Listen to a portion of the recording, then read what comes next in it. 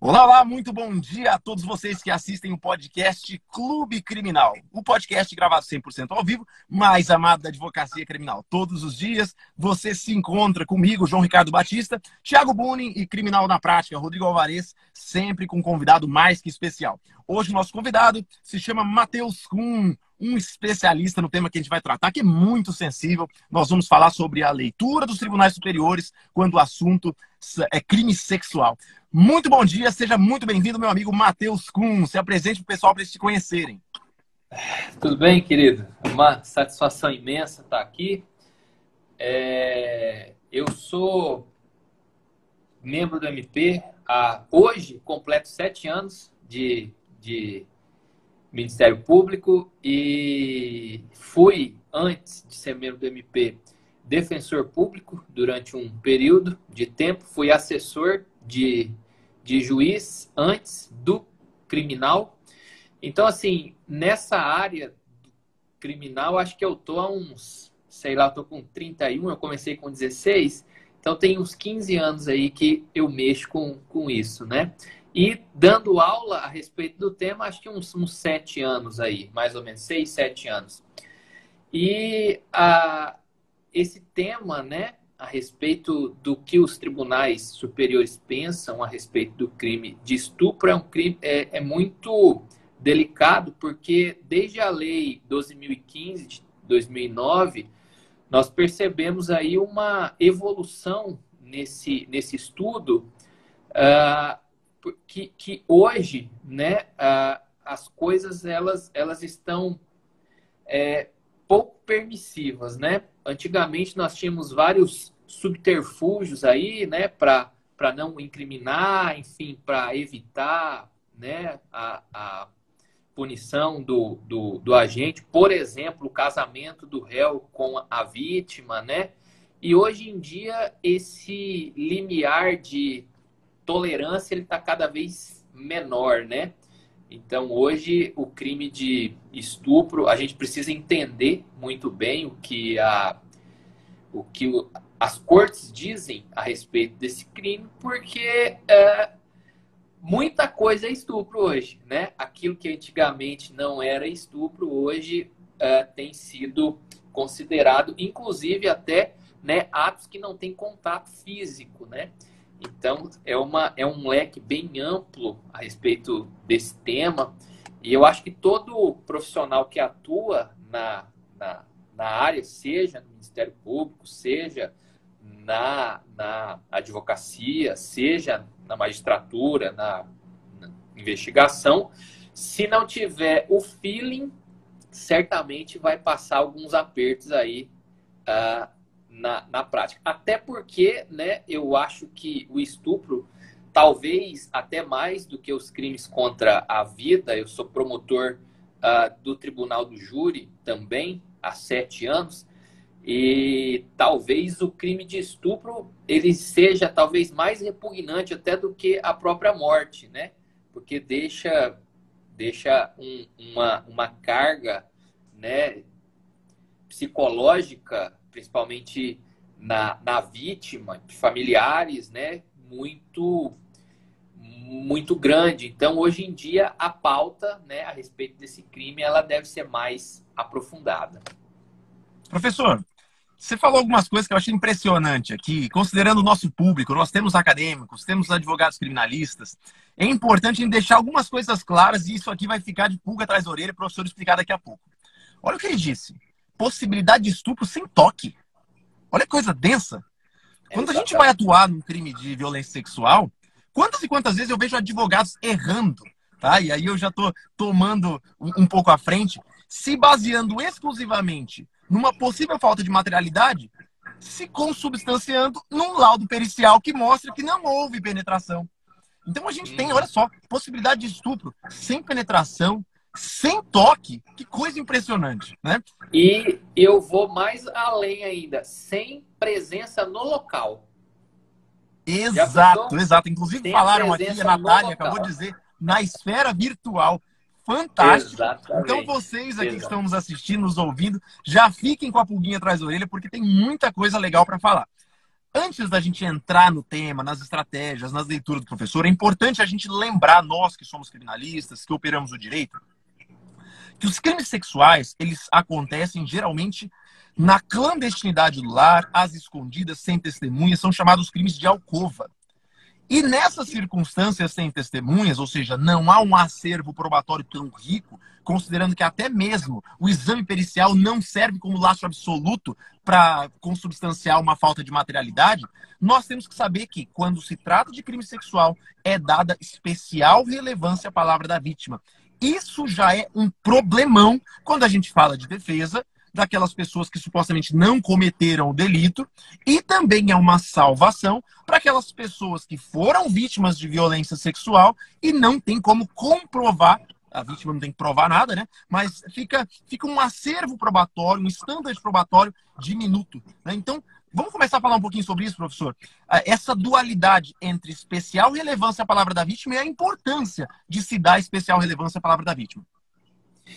Então, exatamente. O crime de estupro, diferente dos outros crimes, né? Que um roubo, enfim, que às vezes acontece com uma câmera, filmando, geralmente, até por ele ser muito repugnante e íntimo, o réu, né? O réu ou a ré, a pessoa que pratica o crime, geralmente faz para que ninguém saiba, né? Não é, assim, para não dizer que eu nunca vi um caso de estupro, assim, com muita gente vendo. Eu vi uma vez, nesses 15 anos, de um rapaz que estuprou uma senhora em uma moita, assim, de capim. E ela começou a clamar ali e o pessoal ouviu e viram.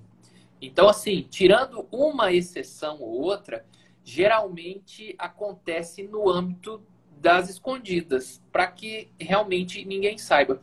Do ponto de vista estritamente técnico, a palavra da vítima, ela ganha um realce maior justamente por conta dessa clandestinidade que geralmente é íncita a esses crimes. Até porque, né, considerando a repugnância, gravidade, ninguém quer assumir que praticou um crime desse, né? Porque os outros não lidam muito bem com essa questão do estupro, né? É o conhecido duzentão, né? Na gíria do presídio, né? Só que assim... Ô, Matheus, inclusive você está falando de presídio, nem no presídio é aceito. A gente sabe que o estupro, nessa circunstância, né, ele é extremamente gravoso para o réu. Inclusive, quando a gente fala de defesa, e aí eu quero partidarizar um pouquinho aqui, tem que ver até que ponto compensa o seu cliente confessar, porque a pena não pode ficar, a depender da fase, abaixo do mínimo legal. Então, às vezes, a confissão não traz, digamos, privilégios significativos para o cliente. Exatamente. Do ponto de vista técnico, assim, a gente, eu não sei como é a sua, os juízos, né, que vocês atuam, mas em regra o que a gente vê é pena mínima, né? Então, assim, já vai ficar no mínimo, confessando ou não, vai continuar no mínimo, né? E o mínimo já é estrondoso, né? O mínimo já é uma pena altíssima. O mínimo é 8, né? Não, é 6. O mínimo é 6 a 15, o estupro, e o estupro de vulnerável é 8, né? 8 a 15. É algo assim, não vou lembrar exatamente a pena agora. Mas, enfim, do ponto de vista técnico, nós temos uma dualidade, porque, assim, a vítima, ela é interessada, né? Então, a vítima, naturalmente, ela é ouvida sem o compromisso. O réu é interessado também, e ele tem ainda a possibilidade de não se incriminar. Então, assim, do ponto de vista técnico, basicamente, nós estamos diante de um depoimento de ambos que tem mais ou menos o valor igual, porque ambos têm o interesse ali, né? O que tem se dito, né, tribunais é que tem um relevo um pouco maior o da vítima, justamente por conta das circunstâncias desse crime. Por exemplo, um padrasto que estupra ali a enteada por, sei lá, 3, 4, 5 anos no âmbito de uma ameaça. Olha, não conta, porque senão eu mato você, a sua mãe, os seus irmãos, enfim. Então, geralmente, para dirimir essa dúvida, para além da oitiva da vítima, que é importantíssima e sendo menor de idade, hoje a gente passa por aquele procedimento, por aquele rito, um rito próprio, né, daquelas vítimas. E só que, além disso, né, a gente tem visto na prática, para que exista uma robustez, para que a gente veja se realmente aquilo que está sendo dito é o que está sendo dito, né? A gente passa por outros tipos, né, de provas com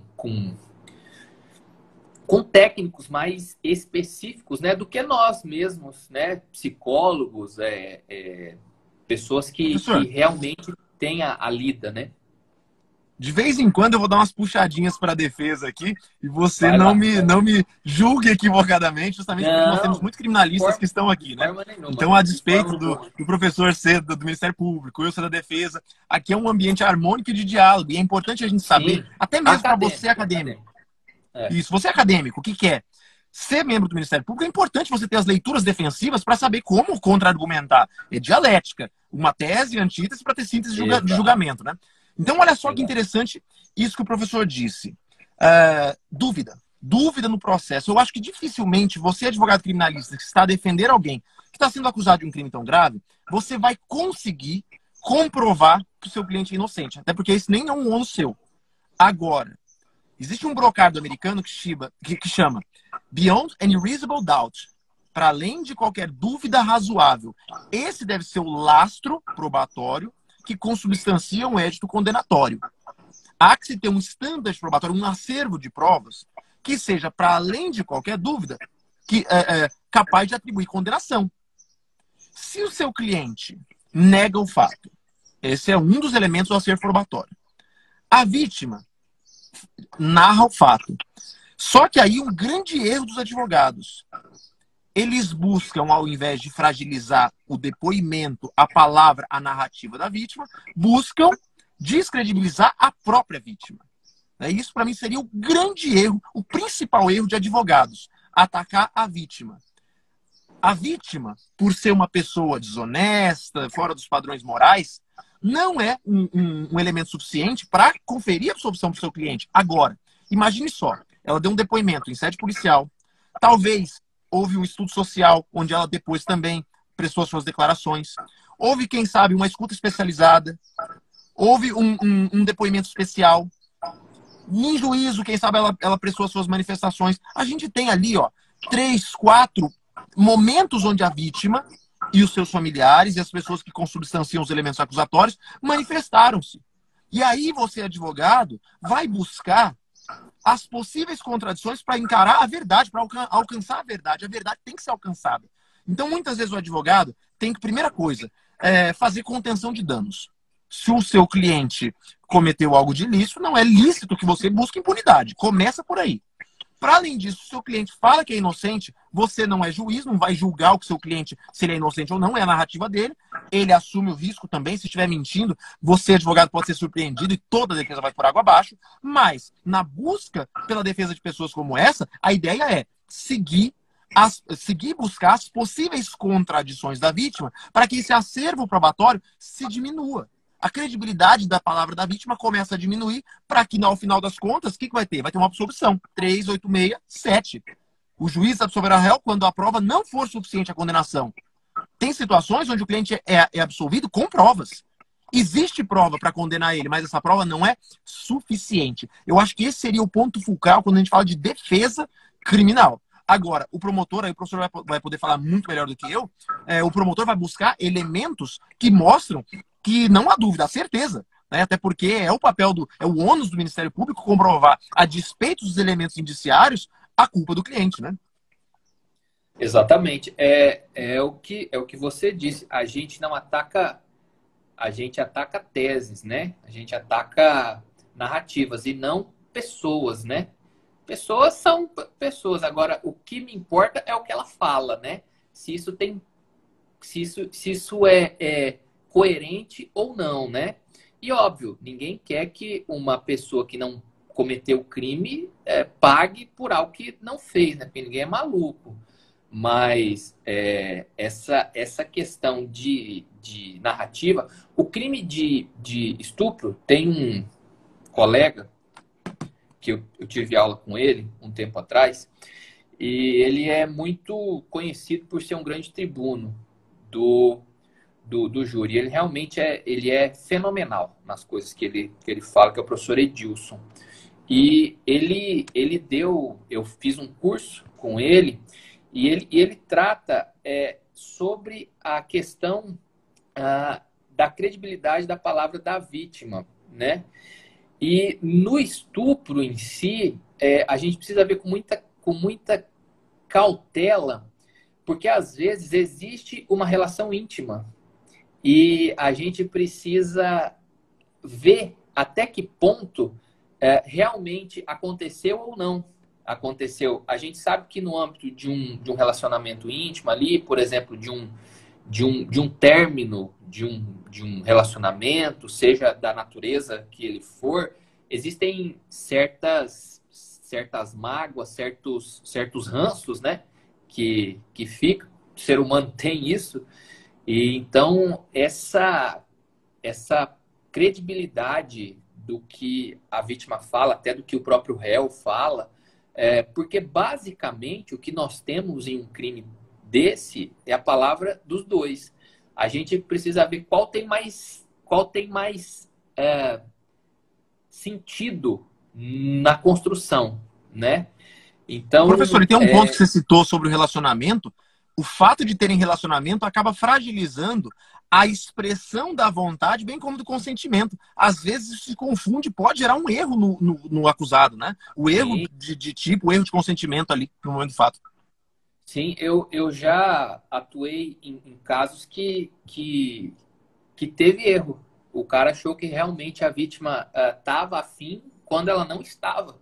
E eu já atuei em casos que o cara alegava isso quando realmente não tinha. Então, é uma situação. Quando o crime de estupro, e eu fiz uma instrução agora de um crime desse, é sempre muito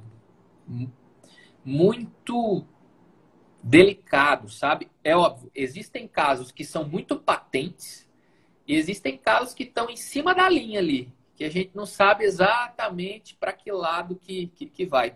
Então, assim, a palavra da vítima e a palavra do réu, elas, nesses crimes especificamente, elas basicamente é aquilo que a gente tem. E diante de tudo aquilo que a gente ouviu, né, viu e estudou a respeito daqueles fatos, a gente vai conseguir montar o que aconteceu ali, o que provavelmente, né, aconteceu, porque a gente nunca consegue montar a foto exata, né? Sempre Professor, falta alguma coisinha ou outra. aí uma pergunta, considerando isso que você trouxe para a gente, sobre essa possibilidade maior de haver dúvidas e o acervo probatório ser menor, inevitavelmente a gente acaba submetendo essas matérias a tribunais superiores com uma maior chance de dúvidas. E aí eu acho que a gente poderia entrar no cerne principal da nossa discussão, que seria, e aí? Como os tribunais têm encarado esses processos que, naturalmente, de forma evidente, acabam lhes chegando com uma possibilidade maior de dúvida no processo, sobretudo com uma condenação já exarada em primeiro grau?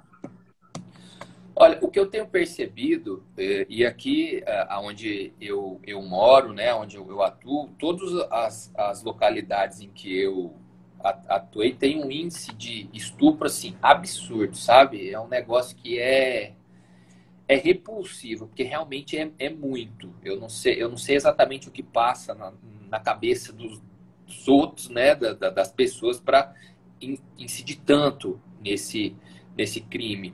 Mas o que eu tenho percebido dos tribunais é que eles efetivamente eles têm dado muito relevo ao que a vítima fala. Dificilmente eu vejo, pelo menos nos casos em que eu mexo aqui, né, dificilmente volta sem a condenação.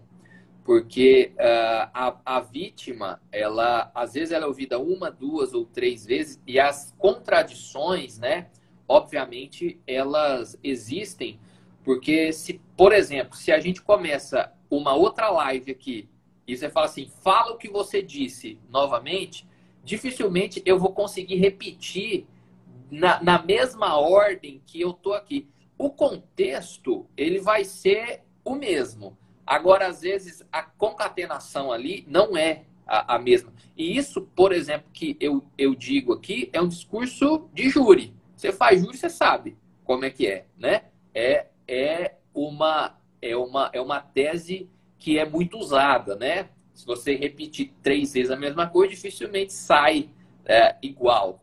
Mas o que eu tenho Professor, visto... só fazer um parênteses. A minha antítese com relação a isso é o seguinte. Talvez a gente não lembre o que a gente falou. Mas eu vou lembrar, por exemplo, de coisas importantes. Caiu a live, tivemos problema no começo com áudio e tal. Então, assim, se a situação é traumática, a vítima tem que lembrar, assim, teve penetração ou não teve? Pegou em qual parte do corpo? Exatamente isso. Então, o que a gente entende? Quando e aí é a sua tese, né? A sua antítese, né? Se o conjunto, embora as palavras não sejam as mesmas, mas as partes importantes, elas são, aí sim, tem se entendido que a palavra da vítima, ela tem um valor que suplanta aquilo que o réu tem dito. Então, assim, é justamente isso. O contexto, né, as partes importantes, aquilo que configura mesmo o evento que traz o trauma, ele foi esclarecido todas as vezes de forma parecida ou igual, ou, sabe? Aí a vítima tem geral, a palavra da vítima tem se sobressaído nesses casos. Pessoal, né? olha o que o professor Matheus falou. Fenomenal. Levem isso para a vida de vocês. Eu, nos meus processos, nos meus últimos processos de violência sexual, em nenhum deles, aqueles que eu consegui resultado absolutório, em nenhum deles eu provei inocência ou ausência de materialidade. Em nenhum deles. Olha que... Anotem isso. Façam um compilado com todas as palavras que o professor Matheus falou, se precisar, volta. Mas olha que interessante. O cliente, geralmente, ele é absolvido a partir de uma insuficiência de provas, de uma dúvida suplantada sobre os temas gerais da acusação. Né? A vítima, a palavra da vítima, de alguma maneira, é incongruente sobre os pontos principais que lastreiam o tipo penal. Agora, você, advogado, vai bater no tamanho da saia da vítima, vai bater no comportamento dela, que hora que ela estava, se estava bêbada ou não. Poxa, isso é uma tragédia processual, porque de nada vai ajudar, muito pelo contrário, vai ganhar antipatia geral de todos. A vítima fica extremamente nervosa, inquieta, revitimizada, e você, advogado, não consegue buscar o que você precisa, que é mostrar que a narrativa dela com relação aos fatos que ela mesma diz ter sofrido é incongruente ou incompatível com a verdade. Né? Então, infelizmente, existem advogados que não defendem clientes, existem clientes que são condenados injustamente a partir do que o colega falou ali, síndrome da mulher de Potifar. Não sei quem conhece essa teoria, mas é aquela situação onde, salvo melhor, Isaac, né, ele foi para trabalhar. José, desculpa. José e Isaac era parente de José, né?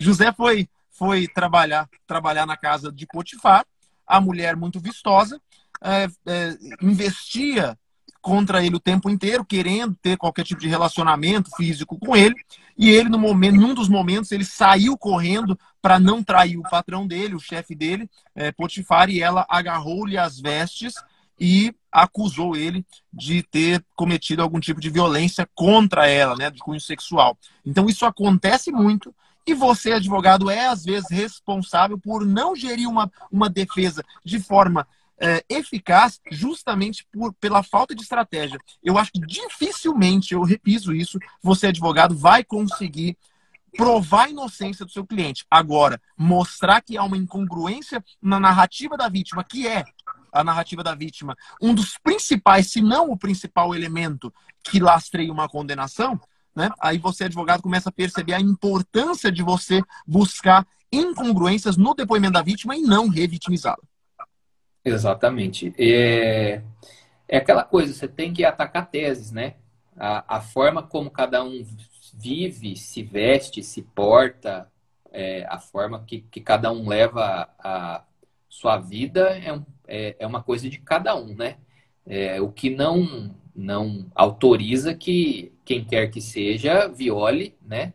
A intimidade ali, a sexualidade de cada um, pretexto de estar bêbado ou não, ou da roupa, enfim. Então, sair por esse lado de ataques pessoais a condutas próprias realmente não é certo que Deixa eu te fazer uma... Pois não. Desculpa, deixa eu te fazer uma provocação. Nós estamos aqui com 40 minutos, a gente tem mais alguns minutinhos. E eu acho que um tema muito relevante, que o doutor vai poder colaborar demais, diz respeito às elementares do tipo. Hoje, muito se acusa, né? Ou às vezes até se defende de uma maneira a sempre achar que tudo é estupro. E às vezes uma boa estratégia para se buscar a verdade, se alcançar um resultado justo, é buscar possíveis desclassificações. Nem tudo é estupro, né? O estupro ele tem uma elementar que é a violência, então ele precisa de ter uma ausência de consentimento, e o fato de não ter consentimento não é a mesma coisa de ter consentimento viciado e de ter um consentimento para outra coisa, né? Então eu gostaria que o professor falasse um pouquinho sobre isso. Existem algumas situações onde pode até existir um opinio delicti inicial, no sentido de entender que foi um estupro, mas aí no decorrer da instrução criminal a gente verifica que o fato perpetrado é diferente do estupro de vulnerável. Fala um pouquinho pra gente sobre os possíveis crimes que pode acontecer, a sua prática, como você tem visto, tem acontecido geralmente. Tá, vamos lá. Primeiro ponto aqui, e até trazendo pro nosso tema aqui, que é o que os tribunais pensam, né, a respeito disso. Primeira coisa, tem uma tese que ela acontece muito, que é assim, olha, não foi estupro de vulnerável, mas foi importunação sexual, né? Antigamente, artigo 63 da LCP, hoje não mais existe, agora o novo artigo 215-A, né? Esse tema foi ao STJ. O STJ falou, olha, praticar qualquer tipo de relação com menor de 14 anos, né, ainda que não tenha tido ali aquele contato íntimo, né, etc. Salvo engano, o caso que foi até lá, o moço se masturbou próximo à vítima, em frente à vítima ali, para a vítima, né? E aí a tese foi essa, olha, não é estupro de vulnerável, mas sim é importunação. Porque se fosse maior de 14 anos, realmente é isso mesmo. Só que menor de 14 anos, o STJ falou não. Nesse caso não é viável a desclassificação para importunação, porque aí nós temos um tipo específico, que é o crime do artigo 217-A, e aí pelo princípio da especialidade, né, a gente não aplica, né? Outro ponto também que costuma vir muito, principalmente em prova, né? Quem está fazendo prova, eu não sei se tem algum colega que faz prova aqui, é o fato, por exemplo, do contato físico. Não teve contato físico, isso é estupro ou não é estupro? Aí depende, né? Depende se preenchidas as elementares do tipo penal. como dito, o crime do artigo 213, que é o estupro propriamente dito, né, ele precisa da violência ou da grave ameaça. E como é que se configura essa violência e grave ameaça? Eu até peguei aqui a minha aula, que eu trato disso, que daí fica bem explicadinho. Deixa eu puxar mais para o canto aqui, ó. A, a grave ameaça em si, ela pode ser um mal direto, ou seja, contra a própria vítima. Se você não praticar os atos comigo, eu te mato. Ou pode ser com um terceiro. Olha, se você não praticar os atos comigo, eu mato seu filho, por exemplo. E esse mal, e aqui é interessante a gente compreender isso, esse mal pode ser justo ou pode ser injusto. Então, por exemplo, a gente sempre pensa assim, grave ameaça, a gente linka justamente com o crime do artigo 147, que é causar mal injusto e grave, né? O estupro aqui, o mal pode ser justo, que aí a gente linka com esse. Aliás, pode ser injusto, desculpem, que a gente linka com esse. Só que também pode ser justo. Por exemplo, o caso que costuma ser tratado nos livros é assim, olha, se você não praticar relações comigo, eu vou contar para o seu esposo, por exemplo, para o seu cônjuge, que você tem outro ou tem outra.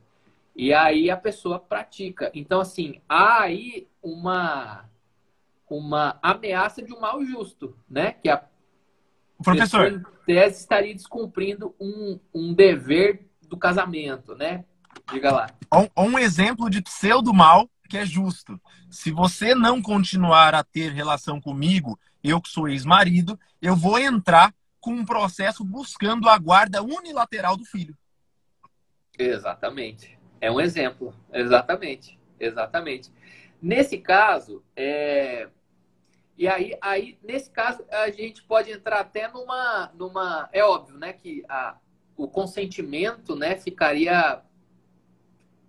Não seria o consentimento em si, né? Tem gente que diz o seguinte, olha, isso aí é exercício regular de um direito. Eu te ameaçar a processar, em tese, não seria. Agora, é óbvio, é um mal que é justo, né? Porque a guarda ia ficar só com um dos pais. Eu acho que a grande discussão vai ser o nível de entendimento da pessoa para verificar até que ponto aquele mal justo teria coercitividade, né? Aí eu acho que aí é a discussão do processo. Mas, de todo modo, importantíssimo isso, sacar? Porque assim, o estupro ele depende de violência ou grave ameaça. Né? Depende de um vício de consentimento. Simplesmente o consentimento da pessoa é abolido, ele é retirado. A pessoa perde o direito de se determinar com relação à sua dignidade sexual. Para mim, o estupro é isso. Exatamente. Olha só, nesse ponto, chegou um caso no STJ, recentemente, eu dei aula disso, acho que tem uns 10 dias, que o caso era assim, o cara simulou que estava com a arma. Sabe aquele cara que bota a mão debaixo da blusa e aponta assim e tal? Ele simulou a arma, ele não tinha arma, ele simulou a arma. E nos juízos anteriores, houve uma desclassificação. Disseram o seguinte, olha, isso é violência imprópria, não seria grave ameaça. E violência imprópria, que é aquela que reduz a capacidade de resistência da vítima, não estaria enquadrada no tipo. Então, por isso, o crime não é o 213, mas o 215, seria importunação. Isso foi a tese, tecnicamente, o raciocínio é legal, né? Aí isso chegou no STJ, o STJ falou não. Simular arma de fogo é grave ameaça sim. Então o crime não é o de importunação, mas é o crime do artigo 213, né? Então a simulação de arma de fogo, ainda que você não tenha a arma de fogo, o STJ entendeu que era crime de estupro, sim, e não tinha condições de desclassificar. Professor, olha que importante essa discussão que você levantou. O artigo 215, ele é muito mal visto e até mesmo mal interpretado pela classe jurídica, tá? Estou colocando defesa e acusação juntos aqui. Uhum. O pessoal esquece de investigar exatamente a origem do crime. Eu, particularmente, acho que a contravenção do 63, ela protegia mais a vítima, tá? Então, hoje, a vítima está menos protegida, não sei se o professor concorda comigo, mas o 215 é um tipo penal que mostra uma atuação, uma ação ativa do agente, onde não há violência, porque se houvesse violência ou grave ameaça, a gente estaria frente a um estupro, e Isso. quem age é o autor.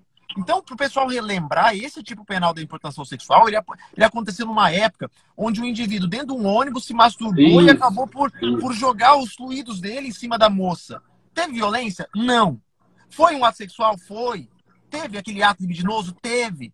A vítima participou de alguma maneira? Não. Tinha como ela consentir? Ela nem sabia, entende? Então, no final das contas, aquele tipo penal ele é muito importante para a gente exemplificar. A importunação sexual, no meu entendimento, é quando o agente age, ou seja, uma ação dele, que independe até mesmo da vítima. Por exemplo, um toque lascivo. Um toque lascivo que seja com a vítima desapercebida, sem violência, ele se utilizando de uma destreza ali, de uma safadeza dele, beleza, a gente tem uma importância sexual. E aí, e se ele simplesmente ele pega a força, toca na moça a força, mesmo sem penetração, é um estupro, porque ele está empregando uma violência, uma grave ameaça, um ardil violento, né? Então, os advogados eles acabam não conseguindo diferenciar, e aí tudo vira tese classificatória, e isso vira uma piada processual, porque simplesmente o advogado desconhece as elementares do tipo de cada um desses tipos penais. Exato. Por exemplo, esse crime do artigo 215A, ele tem uma especificidade que o crime diz assim, praticar contra alguém. Eu preciso ter uma vítima específica. Esses dias eu enfrentei um caso, na prática, assim. O cara estava se masturbando na rua, do nada. E foi imputado esse crime, 215A. E eu herdei esse processo e aí teve a instrução, etc, etc. E percebeu-se que não tinha vítima específica, não foi para alguém. O cara, enfim, na loucura dele, resolveu tirar a roupa na rua e se masturbar em público. Só que não foi destinado a alguém especificamente. E aí o crime não é o 215A. O crime é o 233, que é o ato obsceno. Ato obsceno. Que, né, aí... Inclusive, ato obsceno tem uma discussão legal demais, que o ato obsceno ele era regulado pela Lei de Contravenção Penal. O artigo 215 veio e revogou aquele ato obsceno. O ato obsceno de agora não abrange todas as condutas criminosas. Assim, ó, é uma discussão para dar... Aqui eu tô aqui empolgado. Dá mais um podcast aqui sobre esse lance do ato obsceno e a revogação 215. Exatamente. Então, assim, realmente são crimes limítrofes, assim, né? Agora é óbvio, o estupro é contra alguém, né? Esses crimes, né, contra a dignidade, você tem que ter a vítima. Agora, quando sim, para uma situação que a gente não tem vítimas específicas, por exemplo, o cara que faz xixi no carnaval, né? Esse é o exemplo clássico, né? Em vez de ir no banheiro, faz xixi ali na frente de todo mundo.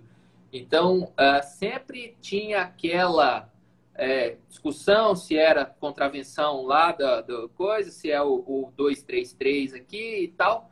E aí, por fim, ficou sendo 233, né? O cara que urina na frente dos outros. Então, assim, essas especificidades e é muito louco que, assim, cada caso é um caso, né? Quando você olha, você fala, gente, eu nunca imaginei que alguém ia ter uma criatividade dessa aqui para fazer exatamente isso aqui. E aí vai a gente pesquisar os tipos, né? Para ver exatamente o que se enquadra ali. Mas, nesse ponto, basicamente, a desclassificação que nós temos seria para o artigo 215A, que aí é a questão de se ver se tem violência ou não. Tendo 213, não tendo 215A, seria o que a doutrina fala aí da subsidiariedade, né? A gente inclusive tem aqui no tipo, no parágrafo único, nós temos uma subsidiariedade expressa, né? A gente aplica o 215A se não existir crime mais grave, né? Então, tendo um mais grave, a gente necessariamente vai nele. O professor, e tem um intermediário aí que é muito legal e a galera não presta atenção que pode ser teste de defesa também. A gente tem o estupro, né? Estupro de vulnerável, que é a ausência de consentimento, a incapacidade de consentir. A gente tem esse do 215A, mas tem um intermediário, que é o dito estelionato sexual, né? De fraude. Então tem um meio termo, né? Por exemplo, os meus alunos, de vez em quando eu falo isso com eles, poxa, o aluno que acaba agindo, né, tendo relação ou algum tipo de ato libidinoso com o professor ele não tira o consentimento dele, mas ele fala assim, olha, se você fizer, eu te dou uma nota especial aqui, ou eu te passo de ano. E aí você vê, o consentimento da pessoa está livre? Ela está livre para consentir? Não. Mas ela foi coagida? Também não.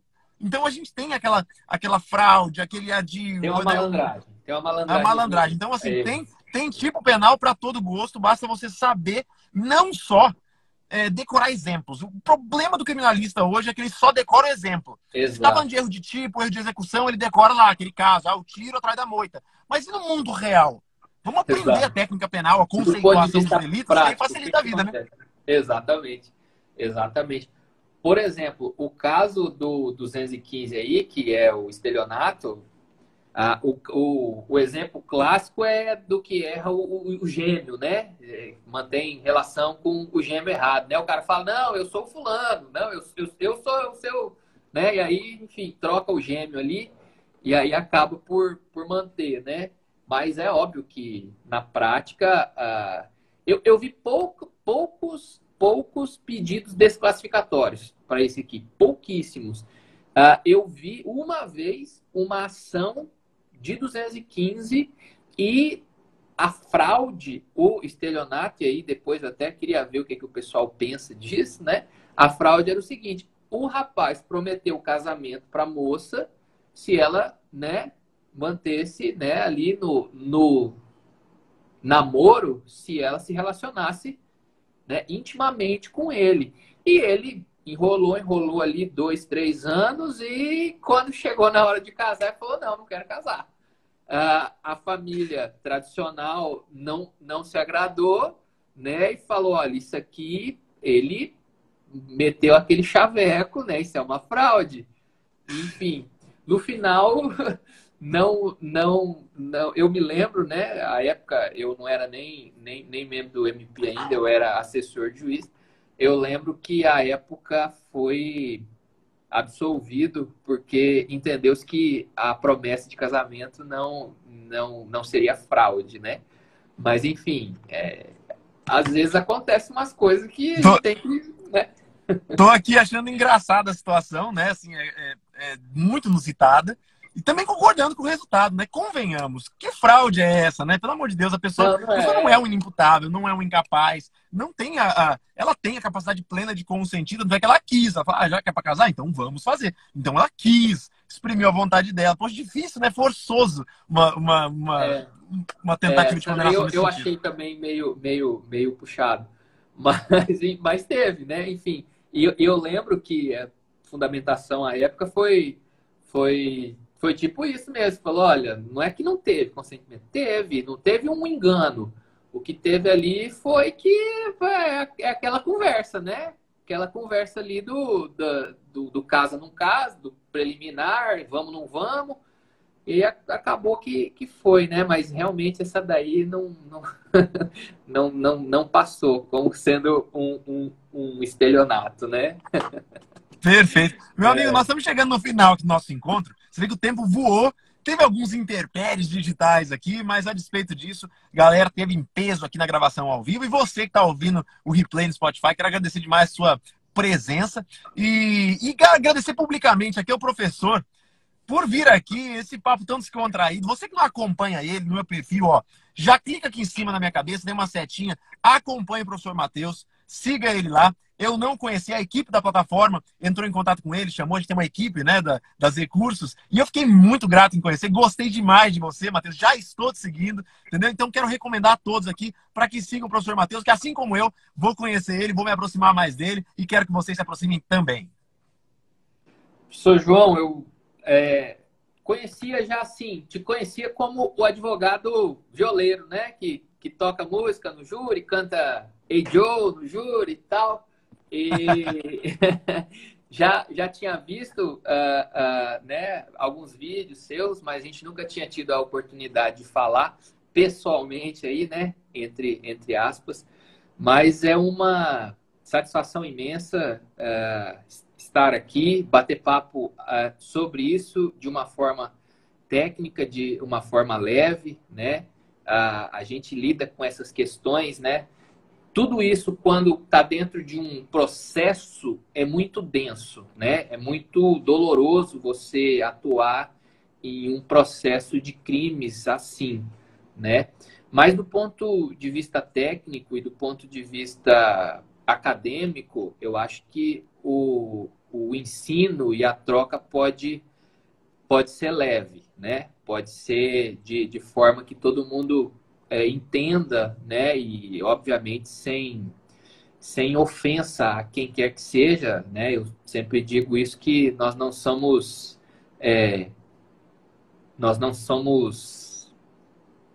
inimigos, nós somos pessoas que defendem pontos de vistas técnicos distintos, né? Em razão da profissão que cada um optou, né? Então, inclusive, professor, deixa eu dar um parênteses aqui, ó. Pode acontecer. O promotor, por vezes, pode pedir absolvição em qualquer processo, e nós, advogados, podemos, claro, ser assistente de acusação também, né? Então, isso é a maior prova de que nós precisamos de trânsito e de diálogo, né? Todos os promotores que vêm aqui conversam comigo, assim como o professor Matheus, né? A gente sai sempre amigo, seja aqui em encontros digitais, seja em júri também. Exatamente. A gente defende técnica, né? E não lados, né? Aquilo é o que eu sempre digo. O que é certo é certo. Se for caso de condenação, condenação. Se for caso de absolvição, absolvição. Aquilo que é justo, é justo. Todo mundo ouve aqui lá, eu sou promotor de justiça, parece aquele clichê, eu não sou promotor de acusação, mas é justamente isso, né? A gente busca aquilo que é justo. Se o justo, naquele caso, for a absolvição, a gente pede. Eu não tenho nenhum tipo de constrangimento com isso. Eu vinculo com como é que fala? Com a justiça dos autos ali, né? E se eu entender também que é condenação, a gente vai para cima, né? Porque a gente entende que o justo é aquilo. E assim, professor, estou à disposição, se precisar, para uma outra live, bate-papo, enfim, trocar uma ideia, eu estou aqui à disposição. Muito obrigado, agradeço a atenção de todos, a participação de todos e estamos à disposição. Beleza? Obrigado, meu amigo. Obrigado a vocês que estiveram aqui conosco ao vivo e você que está no replay também. Forte abraço. Não vai ser a última vez que vocês vão ver o professor Matheus aqui. Agradeço demais e acrescentou muito a nossa prática processual, né? Seja você que quer enveredar nos caminhos do Ministério Público ou você que é advogado e quer entrar na advocacia criminal ou já está atuando como advogado criminalista. Forte abraço. Obrigado a todos. Obrigado, professor. Faremos novos convites. Quero você aqui novamente. Abraço. Valeu. Até mais.